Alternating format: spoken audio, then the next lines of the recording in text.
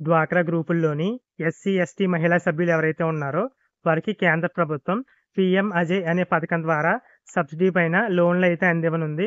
అలాగే ఏపీ రాష్ట్రంలో SC, ST మహిళలకి సంబంధించి వడ్డీ లేని రుణాలని రాష్ట్ర ప్రభుత్వం వచ్చేసి ఉన్నతి పథకం ద్వారా అయితే అందిస్తుంది.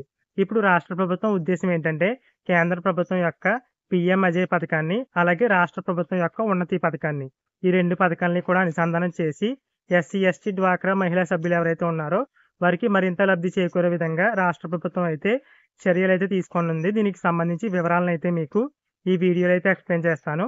అలాగే ఈ స్కీమ్ ద్వారా మీకు లోన్ అనేది ఎంత ఇస్తారు, అందులో కేంద్ర ప్రభుత్వ సబ్సిడీ ఎంత, మీరు తిరిగి బ్యాంకులో ఎంత అమౌంట్ చెల్లించాలి, అలాగే ఎప్పటిలోపు చెల్లించాలి, ఇలాంటి వివరాలన్నీ కూడా మీకు ఈ వీడియోలో అయితే అందిస్తాను. మీరు వీడియో అనేది ఎక్కడ స్కిప్ చేయకుండా చివరి వరకు చూసి వీడియో నచ్చితే తప్పకుండా లైక్ చేయండి. ఈ పీఎం అజయ్ అనే పథకం ద్వారా డ్వాక్రా గ్రూపుల్లోని ఎస్సీ మహిళలు ఎవరైతే ఉన్నారో వారికి 1,00,000 నుంచి 3 లక్షల వరకు కూడా లోన్ అయితే అందివ్వనున్నారు.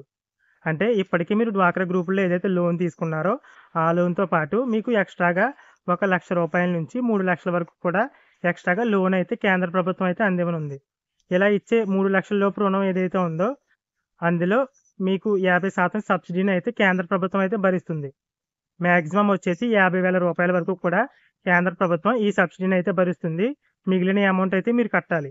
ఇక్కడ ఈ ముక్క అయితే మీరు గుర్తుపెట్టుకోండి, ఎందుకో ఇప్పుడు చూద్దాం. ఉదాహరణకి మీరు ఈ స్కీమ్ ద్వారా 1,00,000 రూపాయలు లోన్ అయితే తీసుకున్నారు. అంటే అందులో 50% సబ్సిడీని అయితే కేంద్ర ప్రభుత్వం భరిస్తుంది కాబట్టి 50,000 వచ్చేసి కేంద్ర ప్రభుత్వం అయితే కడుతుంది. అంటే మీరు 50,000 చెల్లించిన అవసరం లేదు.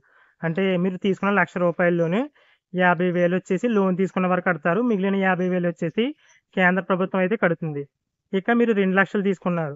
ఒకవేళ మీరు 2 లక్షలు తీసుకుంటే అందులో 50% అంటే 1,00,000 రూపాయలని కేంద్ర ప్రభుత్వం భరిస్తుందని అయితే అనుకోవద్దు. మీరు తీసుకున్న 2 లక్షల్లోని కేవలం 50,000 రూపాయలను మాత్రమే కేంద్ర ప్రభుత్వం సబ్సిడీ రూపంలో అందిస్తుంది. ఇంతకు ముందే చెప్పాను కదా, మ్యాక్సిమం 50,000కి మించి సబ్సిడీని కేంద్ర ప్రభుత్వం అయితే అందించదు. అంటే మీరు 1,00,000 తీసుకుంటే 50,000 కట్టాలి. 2 లక్షలు తీసుకుంటే 1,50,000 లోన్ తీసుకున్న వాళ్ళు కట్టాలి. మిగిలిన 50,000 వచ్చేసి కేంద్ర ప్రభుత్వం భరిస్తుంది. ఒకవేళ మీరు లోన్ అనేది 3 లక్షలు తీసుకుంటే అందులో 2,50,000 వచ్చేసి లోన్ తీసుకున్న వ్యక్తి అయితే కట్టాలి. మిగిలిన 50,000 వచ్చేసి కేంద్ర ప్రభుత్వం సబ్సిడీ రూపంలో అయితే అందిస్తుంది. ఇలా కేంద్ర ప్రభుత్వం అందించి 50,000 రూపాయల సబ్సిడీ పోను మిగిలిన అమౌంట్ అనేది లోన్ తీసుకున్న వాళ్ళు అయితే కట్టాలి కాబట్టి ఆ మిగిలిన అమౌంట్కి వడ్డీ అయితే పడుతుంది. ఇప్పుడు రాష్ట్ర ప్రభుత్వం ఏం చేస్తుందంటే ఆ వడ్డీ డబ్బుల్ని రాష్ట్ర ప్రభుత్వం అయితే భరిస్తుంది. అంటే మీరు ఇప్పుడు ఉదాహరణకి 3 లక్షలు తీసుకుంటే అందులో 50,000 కేంద్ర ప్రభుత్వం భరిస్తుంది. అంటే సబ్సిడీ రూపంలో 50,000 అయితే అందిస్తుంది. మిగిలిన 2,50,000ని ఎవరైతే లోన్ తీసుకున్నారో ఆ వ్యక్తి అయితే కడతారు. ఆ 2,50,000కి సంబంధించి వడ్డీ వచ్చేసి రాష్ట్ర ప్రభుత్వం భరిస్తుంది.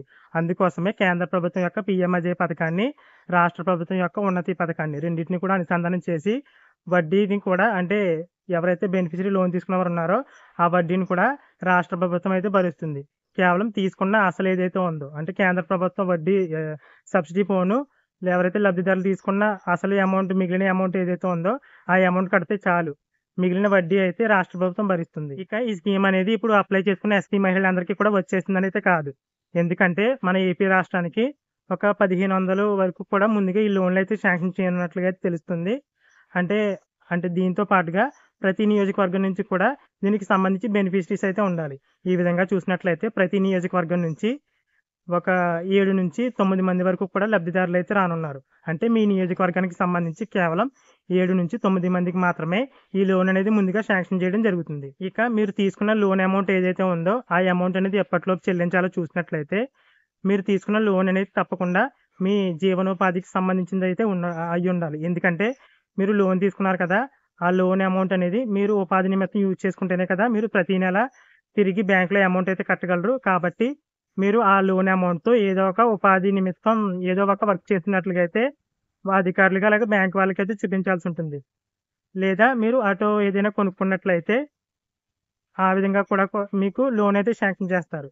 ఇక్కడ ఆ అమౌంట్ అనేది ఎప్పటిలోపు చెల్లించాలంటే మీరు ఉపాధి నిమిత్తం తీసుకుంటే 3 సంవత్సరాల లోపు ప్రతి నెల ఇన్స్టాల్మెంట్ కింద ఆ అమౌంట్ అయితే చెల్లించాలి. అంటే మీరు డ్వాక్రా లోన్ ఏ విధంగా ప్రతి నెల చెల్లిస్తున్నారో అదే విధంగా ఇన్స్టాల్మెంట్ల కింద 3 సంవత్సరాల లోపు ఆ తీసుకున్న లోన్ అయితే అంటే కేంద్ర ప్రభుత్వ సబ్సిడీ, రాష్ట్ర ప్రభుత్వ వడ్డీ పోను మిగిలిన అమౌంట్ ఇన్స్టాల్మెంట్ రూపంలో అయితే కట్టేయాలి.